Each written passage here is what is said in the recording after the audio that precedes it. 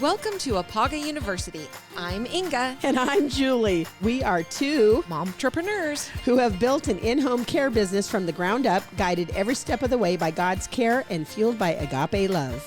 16 years later and over 100 podcast episodes already under our belts, we invite you to continue on this journey with us as we share stories that resonate, insights that inspire, and practical guidance that empowers you to face any obstacle along this path. Whether you're a professional caregiver, a family member, or are simply curious about what your steps will be when you need them, you have come to the right place. Oh, hey, and while you're here, make sure you hit that subscribe button. And after that, make sure you send this to a friend. Yes, do it. All right, we'll quit fooling around and get to it. Let's go. Class is in session. Hello, Sunshines, and hello, Julie. Oh, good morning, Good Inga. morning. Good morning. What's new? I am just a hot mess today. And Time out. I need to read you a definition, uh-oh. and then I need you to tell me what it is, the word that it's describing. Uh-oh. Hanging loosely or in disorder, unkempt, untidy, disarranged. Definition, Julie. Disheveled. You're talking about your hot mess. Carry on with that. Well, I get to work and I look down and I was like, geez, did I dress myself today? I had on blue pants, black shirt, green vest. I did brush my hair. It looks beautiful. Good Lord. And then this is to top it all off. Where is it? I went to grab my spectacles. Half, 3/4 of a spectacle. This ain't gonna work. No, not so much. So thankfully I had another pair. But yeah, I have little readers everywhere. And so I just grabbed the first pair. I thought, why I didn't just throw these all the way away? Because I may need them someday. That was going to be my question for you. Didn't we do an episode on hoarding? Do you need to go back and reference that episode? Because you may need them someday. I may need them. Yeah, it could happen. Anyway, because the topic today is about disasters, I am my own natural disaster. Well, you're pretty high functioning natural disaster, so at least there's that. Goodness. Oh my gosh. Oh, it was bad. It was very bad today. It was really funny when you were standing in the kitchen kind of looking yourself up and down like, what? What is this? I thought my pants were black. They're blue. So you are representing a lot of colors today. Yes, I am a kind of the rainbow, but not. Yeah. Yeah. And you, how are you? I'm fantastic. Compared to me, you are so good. Yes.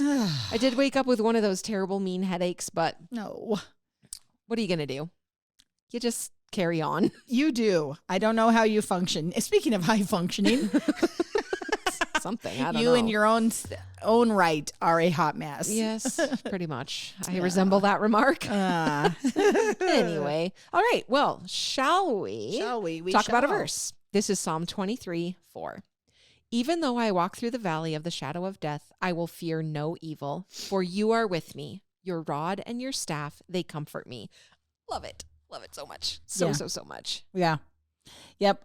We to just talk about why we chose this topic today is because we almost had a disaster here. Yes. A disaster. Yes, it was our good news story. Yes. Because it wasn't a disaster averted.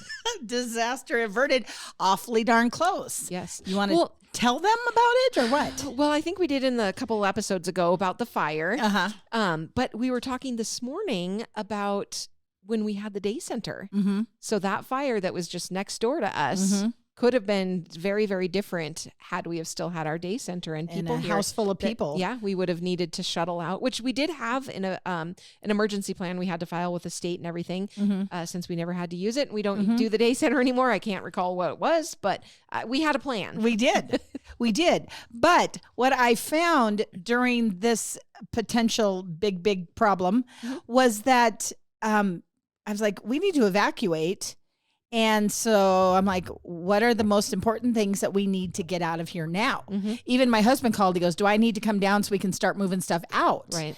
And I was like, they're not going to let anybody in the roads at this point. So I went around and picked up the laptops and the modems. And I was just thinking, everything else will just have to be replaced. Mm-hmm. Yep. But it freaked me out because I was like, wait a minute. I thought I was organized and prepared. And then something actually happens and you're like, am I prepared? You don't have a clue what you're doing, do you?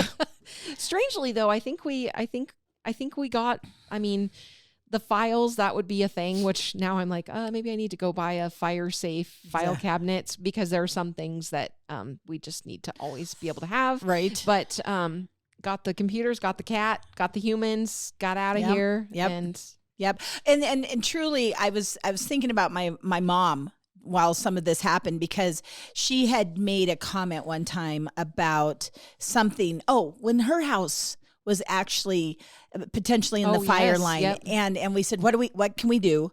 What can we do? Come and get for you? And she said, nothing is important. Really isn't. Yeah. We're okay. Yeah. And I was like, oh. Yeah. She said, it just, times like that make you realize what's most important in life. Yeah.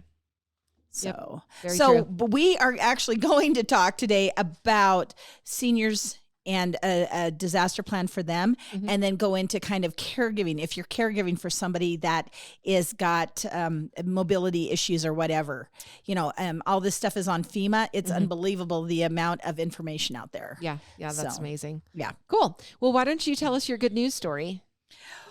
Well, mine is actually on the show notes, but because when I was looking up natural disasters that lift our spirits, there was 13 of them came up. But what I keep thinking about is truly, except for like fires, forest fires and stuff up here, we live in a pretty good place. A lot of places have to worry about hurricane and tornado and dust storms and floods, earthquakes. Floods and earthquakes is a big deal. And so we're pretty lucky where we live. Yep. But this one guy converted his furniture store into a hurricane shelter. Oh, wow. So he opened up his store that people that were displaced could go sleep on his new stuff. So there was that guy. No animals left behind when a hurricane strikes. This had to do with Hurricane Katrina, and that's where they basically said, this woman said she's broken into at least 30 homes at the owner's request, kicking down doors, breaking glass, finding hiding keys to feed and rescue dogs and cats that owners left behind in their rush to evacuate. Yeah. And tuna was actually one of the first things we grabbed. Yes. I had to cry and whine to the police officer that had the road blocked off. I was like, can I at least walk in to get the cat? And he did let me. Oh, that there was also basically a story about how a dump truck driver had to help deliver a baby during a hurricane. Wow. That the kind neighbor in the pink robe who saved the day as a tornado approached, this guy was running out of the house, had a pink robe on, probably the first thing he saw. And he was trying to get to this lady that was in dire straits, so the man who scuba dived into tsunami waters to help others. Wow. The trucker who drove hundreds of miles to rescue stranded Texans. When there's water everywhere, fishermen save the day. And 8 days after an earthquake, a survivor emerges. Holy cow. Yeah. So there's just amazing stories of things that kind of come from these different disasters. Yeah. And you're trying to find some light. Yeah. In a very serious situation. For sure. And I love to hear about the good that comes out of it versus sometimes in disaster times, people do bad things instead of good things. And so I love that you brought I hadn't the good thought about ones. that. You were right. Yeah. Yeah, because it's just mass chaos. So why not just add to the chaos? And anyway, people are good. I think as a whole, people are as good. a whole. Cool. Okay. Well, I'm bringing you a daily wisdom. It's a pep talk. Okay? Oh boy. So this is Julie Fournier, and I reference this book a lot. And this one says, be a legend in your own mind first. There is a law in psychology that if you form a picture in your mind of what you would like to be, and you keep and hold that picture there long enough, you will soon become exactly as you have been thinking. And that is William James. There is one person you listen to more than anyone else. You. The narrative we tell ourselves about who we are and where our life is going becomes the core of our identity. We believe whatever we say to ourselves. If you want to live a good story, you better be telling yourself a good story about your life. Be a legend in your own mind first. Become more aware of this dialogue you're having with yourself. You choose the narrative of your story. Make it one that builds your confidence. Pat Summitt said, a lack of self-confidence will prevent you from testing or developing your skills to their fullest. You can go through life with a self-imposed performance cap. Oh, yes. So who are you telling yourself that you are? Your life is following your thoughts. And I touch on this a lot, but I think we tend to be mean to ourselves, don't we? Oh, yeah. I actually need to get that from you because I have a few people I'd like to send it to. Yeah. I've got a couple people in my life that I'm actually concerned about right now with their self-esteem. And I think that is a very gentle way to say, knock it the hell off. Yeah. Come on, you're awesome. Yes. How come you can't see that? Because we do. Yes. And you have to just keep, it's like the affirmations, right? Exactly. I right. am pretty. I am smart. I am whatever. But yeah, you need to tell yourself and be a legend in your own mind first. I love that. So That's I love a that good too. one. Yeah. Awesome. It's a good Okay. one. So disasters. We are talking about the take control in 1, 2, 3 steps of disasters. And as Julie mentioned, this information is on the FEMA website. So very, very good. I think you wanted to talk about older adults first, and then we'll move into Whatever caregivers. additional they say that caregivers should consider. Yep. Because it's probably a lot of redundancy, but there are little tips and stuff that come up that Yeah. you don't think about. So basically, I'm going to tell you the steps and then we'll actually go into those each one individually. So step 1 is going to be to assess your needs. Step 2 is going to be to make a plan. And then step 3 is to engage your support network. Right. So talk to us about assessing the need. Okay. An important first step in preparedness is understanding the risks you may encounter, big and small. While it may seem daunting, there are many ways to learn about common disasters in your community.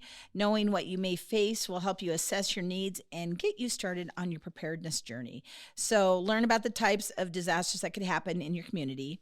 You know, just talk to the old timers there and see what's up.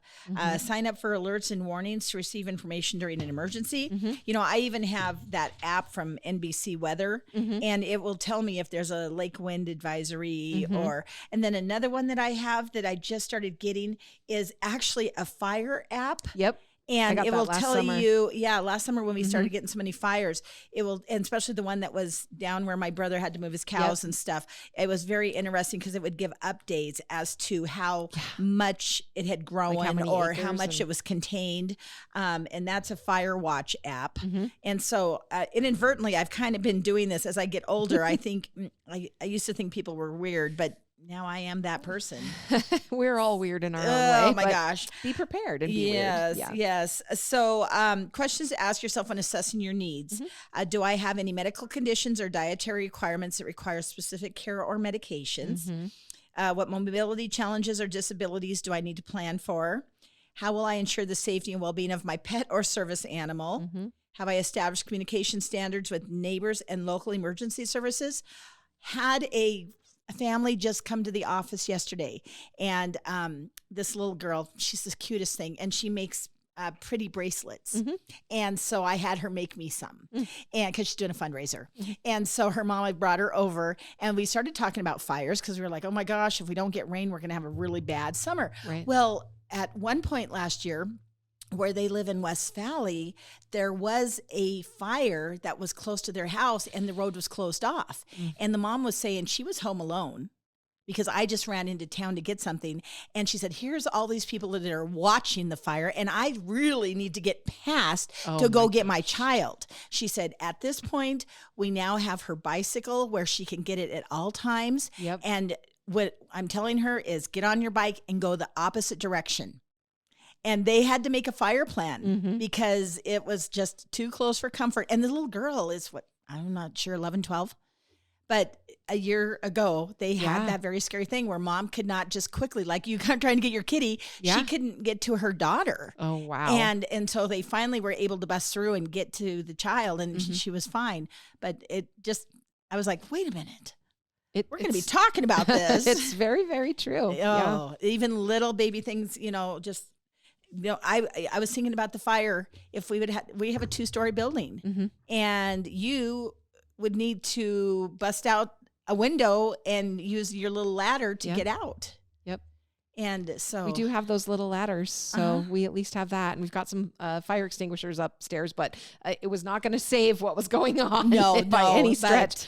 But yeah, if something had started down here, and 'cause sometimes and you stay later at night, and so yikes. Well, I do know which window an air conditioner will easily fly out of upstairs. So that probably, if all was well, I would put my ladder on that one and use that. Push the air conditioner out, Do you remember which that? may have fallen out before and crashed to the floor. But that's another story. That's another story. Yes. No, actually, to give you guys some backstory, we had an employee that worked here in the office, and for whatever reason, he just was constantly changing out the window air conditioners.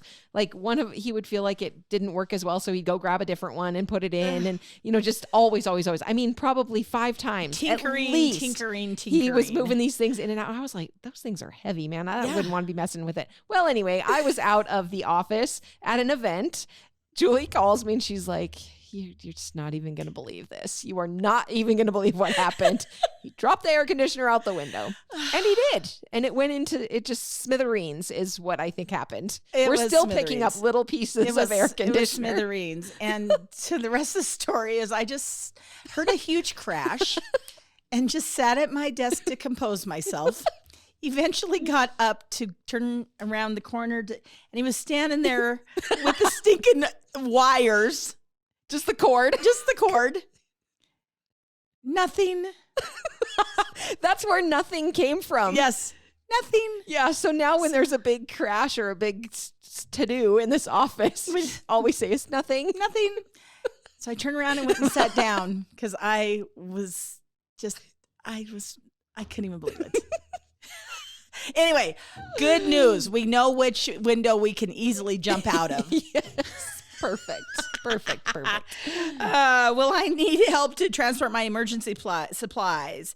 Do I have a completed will? I mean, it really gets into it quickly. How could my day-to-day routine be disrupted during an emergency? Think about the clients that we have. How many of them are bedridden? How many of them are in wheelchairs? They simply could not move themselves. I know it is scary. Yeah. When you think about that, we've had clients before that are blind or they can't hear. So if they heard the sirens or didn't hear the sirens or, so there are people everywhere that have some kind of a disability. Right. So that's where basically you go through and you assess all of these things as you're starting to put it together to determine what do you need. Yeah. I know, like even with my grandparents, just on the access road, to get, I guess, the driveway or whatever you would call it, to get into their place. There was a time when my grandpa was sick and the ambulance would have to come in and out that they figured out essentially they needed to trim back or cut back the trees and bushes because it wasn't even really enough space for the ambulance to safely or fire trucks to safely get through. Oh my gosh. So, I mean, it can be little adjustments that you're making, or it can be, hey, there's a really big picture here. And we need to think about things just beyond our person. Oh my gosh. Well, think about if that place next to us would have burned in the middle of the winter. We would have then had other issues, fighting snow, the snow or the cold or any of that. It totally depends on what time of the year. Yeah. There's so many variables. It's actually kind of scary. This is kind of freaking me out, man. Yeah. Well, just use it as a tool to start thinking about stuff. Now, don't panic. Don't get afraid. Don't assume that bad things are going to happen, but just know and take comfort in knowing that you have a plan if something does happen. Well, and actually we know people, and there are a lot of people that do swear that the end of the world is coming. And so they have already prepared in terms of how many years of food saved, and they have their bunker and all of the water. You can live how long without food, but not that long without water. Right. Oh, wow. Yeah. It's deeper. What a downer you are. No. No, this is an uplifting thing. This is just, this is how to be prepared. Power for being prepared. Yep. Yeah. Do they have transportation? I mean, once again, we have a lot of our clients that do not have their own vehicles, and we offer transportation for them. And so make a plan, steps for creating your plan. Why don't you go into that? Sure. Okay, so you want to create a support network that's probably going to be made up of family, friends, caregivers, anyone else that might be part of assisting you during an emergency. And then they even say like practice. So think about being a kid in school and you do the fire drill. Right. Practice through this stuff so that you know that what you've set forth is going to actually be workable. Make sure that at least one person in your support network has an extra key to your home, knows where you keep your emergency supplies, and knows how to use life-saving equipment or to administer medicine in case of emergency. If you undergo routine treatments administered by a clinic or a hospital, you need to find out their emergency plans and work with them to identify backup service providers. So it may be a situation where somebody else has an emergency that then impacts you. Right. So what is going to be your plan B? Oh my gosh. Yeah. Think about those people that have to 3 or 4 times a week go in for dialysis or any kind of infusion or something. And if they don't, there's going to be a big problem. Yeah. Yep. And then it also says you don't forget about your pets or service animals. Not all shelters accept pets, so you need to plan for alternatives and then consider asking loved ones or friends outside of your immediate area if they can help with your animals. We see this a lot in Montana with like livestock situations when there are wildfires. And Oh yeah. No, there's quite often even on Facebook, hey, this is where I live. I can take 13 horses and 2 cows or whatever. But when Richard had to evacuate his cows last summer, and I know I've talked about this a couple different podcasts, but it was unbelievable the amount of local ranchers and friends that just converged and just was able to get it done. It's an amazing community. Yeah. Well, I even think about the Middle Miss last year when those fires were happening down in the Dixon area, and same thing. I mean, there was a couple different ones going on at the same time. They had to hire a helicopter to basically take feed across the river to take hay to the cows across the river. So who would have ever thought that was going to be in your backup emergency plan? No kidding. Yeah. Anyway, so thinking about stocking your emergency kit, these are just some basic things. You want a water, a gallon per person per day for several days. That would be for drinking and sanitation. Food, you want to have a several day supply, non-perishable food. Any like family photos or keepsakes, mementos, those types of things that you would want to quickly be able to take with you. Just remember that it's most important to get the live human beings out. That's just my public service announcement. Right. Flashlight, first aid kit, extra batteries, a whistle if you need to signal for help. If there are any types of Medicare or Medicaid insurance policies. I mean, we're getting very detailed in this stuff. So depending on what the emergency is, you might have to just leave some of this stuff behind. Because again, the human has to be the first thing to get out of. But anyway, personal or documents like an ID, that's probably a good one to have with you just because we know how difficult it is to replace those. And then just pet food supplies. Medicine is very important. Make sure you have your medicine. And one of the things I wouldn't have thought about, it says wrench or pliers. So if you're turning off your utilities or something, I wouldn't have thought of that. Yeah. Engage your support network, and that's just who is your village, who's going to help you if there is a time of crisis. Yeah. So basically have that list of family, friends, caregivers, maybe church friends, have something together, people that can help you in an emergency, and then share your plan and practice it, and make sure that your support team is aware of any special needs that you have. And then make sure again that somebody always has a key to your house. Even like when we think about like well person checks, a lot of times we end up having to call in law enforcement if we are working with someone who lives by themselves. We can't get them to open the door. We can't get a response. Nobody answering the phone. We're having to call in law enforcement to do that well person check. Yeah. I work very hard to ask family, now, is there a HIDA key? Is there a code to the garage that we're able to get into? And 95% of the people will give us that information. That we have one gentleman that he will not even give the key to his kids. Yes. And many a time we're calling going, hey, answer the door. yeah. And then it only gets really scary when absolutely there's no response at all. Yes. And then you're like, what are we going to do? So I call the son. Yep. And say, hey, we can't get into dad's. And, Yep. you know, he's usually in the shower. It's usually very positive. Right. However, there's going to be that one time, maybe not so much. Yeah. And so I try to talk with family about them and keep talking about the importance of that. And most people are like, yeah, that's a really good idea. And because they never thought about it. You know, they might have a key on their key ring, but we're not just carrying their keys around. Right. We've got to, just for emergency only. Yeah. So creating that communication plan, that's kind of like what we're talking about already. Get all of your important numbers together. What should I do if I'm unable to evacuate? It says, in general, you should plan to get inside, find a safe spot, and stay put until local officials say the threat has passed. Obviously, that's not going to be the case if it's a fire situation, Right. But you'll have to use your... And see, I'm thinking mostly fire just because of our most recent thing. Yeah, that's my thing too. I mean, and again, talking about just historically, what are the disasters that would impact our area? Yeah. Fire is the biggest one. So. Yeah, and I'm thinking earthquake. Do you get under a table? Do you get into the Door frame? the door frames and stuff? Yeah. Or run outside but not by any trees. I mean...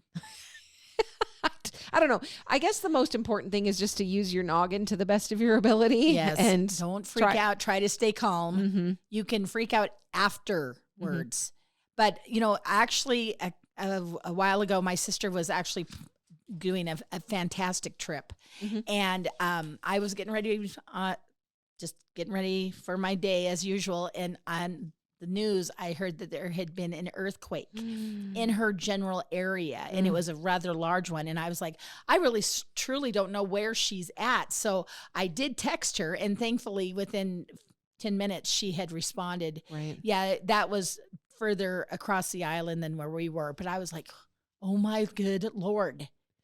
You know what's crazy? I think about back in like my younger days, high school or shortly thereafter, if I was going to go anywhere, do a trip or whatever, I mean, it was, you would write down every stop you were going to make, phone numbers for every place, hotel reservation number, like every single thing, right? Now I'll just be like, oh yeah, we got to go to Idaho. And you don't tell anybody anything. And I think it's because of the luxury of cell phones. And I don't know why that is, but I feel like I gave out more information, and now I'm just winging it all the time. And, somewhere in Idaho, you'll know if somebody will tell you if something goes wrong. Oh my you know goodness. what I mean? Yeah. Does it seem like that to you? It does seem that I try to keep in touch with my kids. But you can also you can drive yourself crazy trying to find people. Yeah, it's true. I think my mom has given up hope on me. She's like, when are you're traveling sometime in April? Okay, well, let me know when you make it back. Yeah, I don't know. I never know if I'm coming or going anyway. So, right. Well, let's talk about taking control from a caregiver's perspective. Yeah. So this is. Yeah. So it's going to be a lot exactly like what we just talked about from the elders. But now what do they always say in preparing? You're supposed to put your own oxygen mask on first. Yes. Like on the plane. Yep. Take care of yourself so then you can take care of others. Yes. So there's probably just a few tips and tricks, but otherwise pretty close to the same. Yep. I think identifying barriers and risks, and we had talked about that before. But, again, like you had mentioned, if someone is bedbound or they are not mobile, what are the things that you need to have in place to be able to move that person out? Well, and what if they have confusion on board? What if, if they've got Alzheimer's? And you're trying to move them faster than they're used to, or they just cannot comprehend. And boy, that's a toughie. Yeah. Sometimes you probably have to go slow to go fast, right, in a way. I would hope that you wouldn't freak them out completely. Yeah. Just try to maintain calm as much as possible as well. Yeah. So again, learning and connecting, and that's going to be just figuring out what your local resources are, and knowing what's available to you. Yeah. And then making that plan and probably, I would guess, trying to execute the plan to some degree. Yeah. If somebody's on oxygen, do they have portable oxygen? Do they use a wheelchair? Is it something that you're going to be able to quickly and easily move to a vehicle or whatever? The wheelchairs nowadays are way more movable than they used to be, so heavy. Yeah. And so there's that. But what is that person's unique situation? Yeah. And then as Learn and Connect, basically, write down every single thing that they must have. Are they diabetic? Are they, like we said, the oxygen? What meds must they have? And get some support.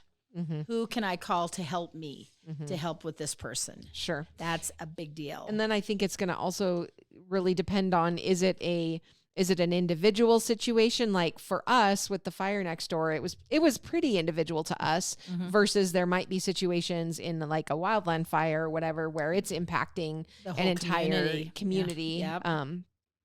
So the different resources are going to be available depending on that as well. Right. So there's what they're saying is if you need medications refilled and all of that while you're out, there's actually emergency prescription laws out there. So there's FEMA has done an amazing job thinking of everything, but they have dealt with huge stuff before. Yeah, big disasters. Yeah. Power restoration is a big deal. Do you need a generator? Right. So I have to just make a personal comment here. And I think about when we see a lot of these big disasters that happen, not necessarily locally to us, but, throughout the United States or even overseas or whatever.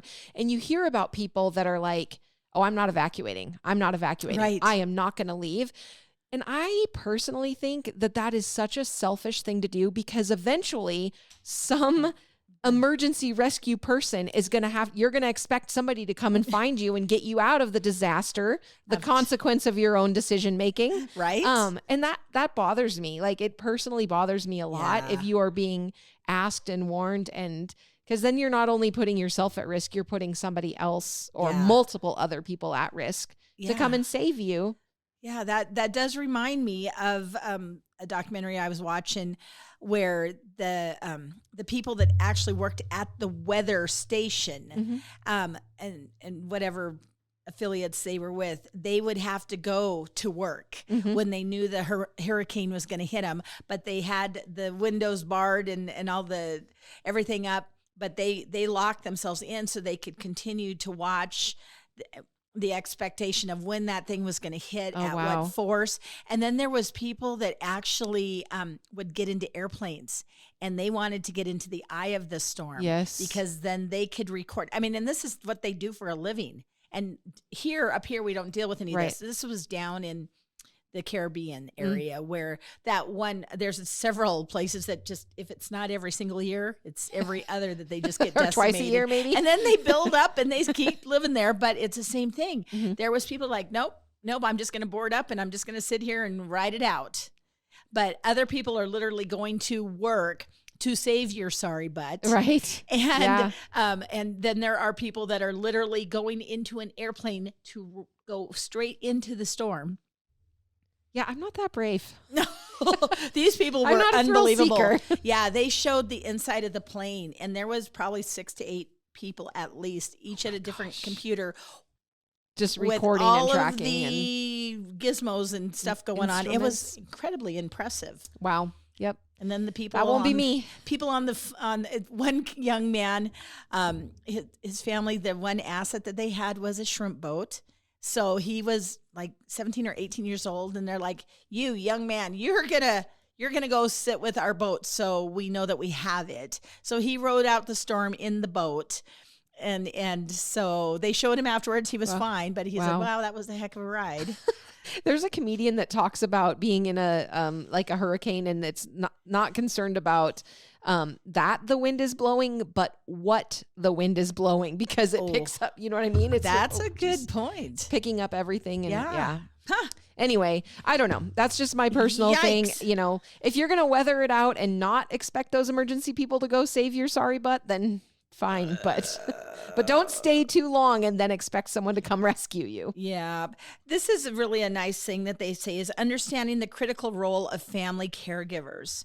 Understanding the critical and irreplaceable role family caregivers of all ages play, that they too are in the front line of care and need our support, will be key to effectively navigating future disasters. Mm-hmm.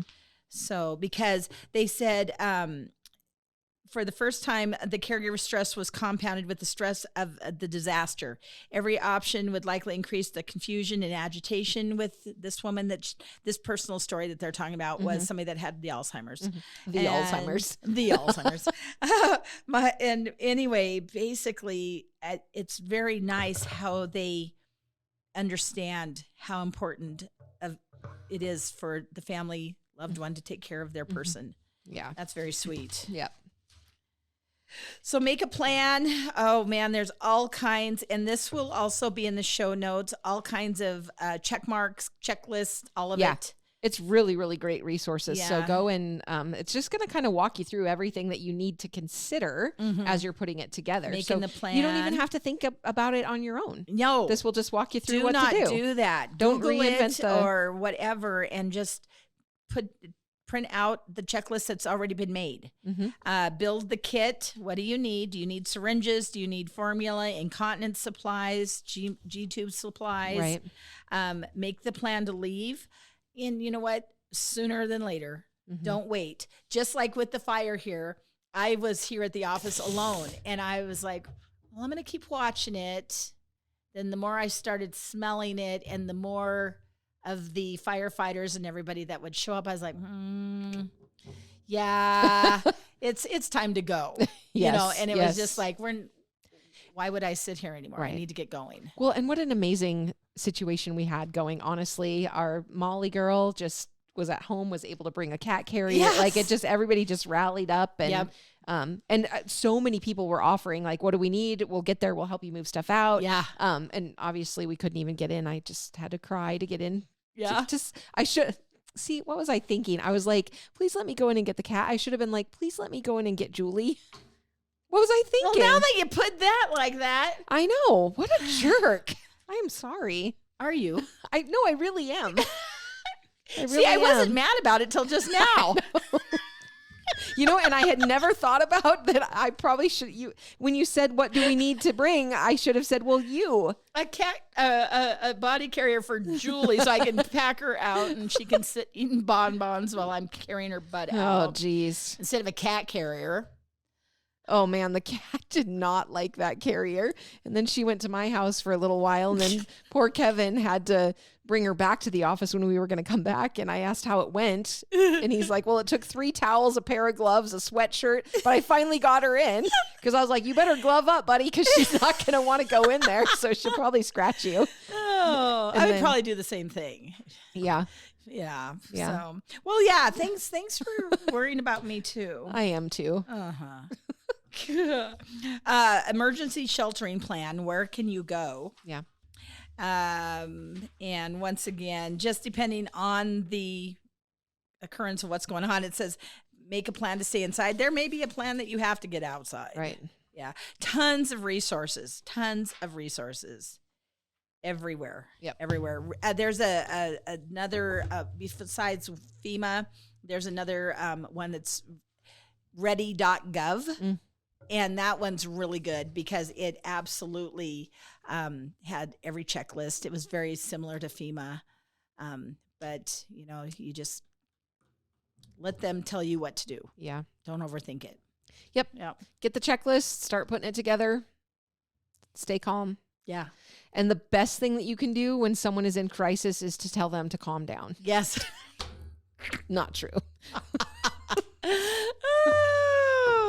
That is the worst. Why would anyone think that ever would be a good idea? Calm down. Oh, yeah. Yeah. Okay. Oh, all right. Sure. That just makes my blood pressure boil. I'm going to use it on you. Great. At some point. It'd be like thumping Grandma Jean in the chest. Oh. That is, boy, if you want to get her fuzzed up. That's funny. Yeah. Not funny because I can just It's see not it. funny. It's not funny, but We it all might have be. that trigger. All right. Anyway, what are you making us wiser about? Well, this one is debatable if it's going to be wiser, but it just cracks me up because it is a hot debate at our house. Oh boy. So I went back to finding words that were used back in the 60s. Oh. And so nowadays they may have a different Oh boy. definition. So the one that I struggle with at my house, just because I'm also old. So the word thong. Oh boy. See, so the look on your face, it just dropped. Oh, What is she no, gonna what's say? Look at Melissa. Okay, so basically, thongs in my day are flip flops, but now whoever it was came up with a thong is like dental floss underwears. I can't believe this is a G-rated show. I cannot believe you would speak of these things. Before they were flip-flops, these casual summer sandals were known as thongs, which means something entirely different today. But while North America adopted the term flip-flop, by the end of the 1960s, Australians preferred their original name. So Australians are still calling them thongs. But every time I say, "Where's your thongs?" my girls look at me like I'm just... Well, I'm not going to show you. Yeah. Yeah. And I will say, I don't want to... Yeah. I don't want to see it anyway. That's just dental floss. Get your flippity flops, man. Yeah. So anyway. Oh, good grief. That one was very educational. You're welcome. Well, anywho, I don't know that there's anything else we can say. After that, nothing. Peace out, Girl Scouts. I The Caregiven name is a registered trademark of the Veritrust Health Incorporated Company. IPAGA is not connected to, affiliated with, or endorsed by Veritrust or any of its affiliates.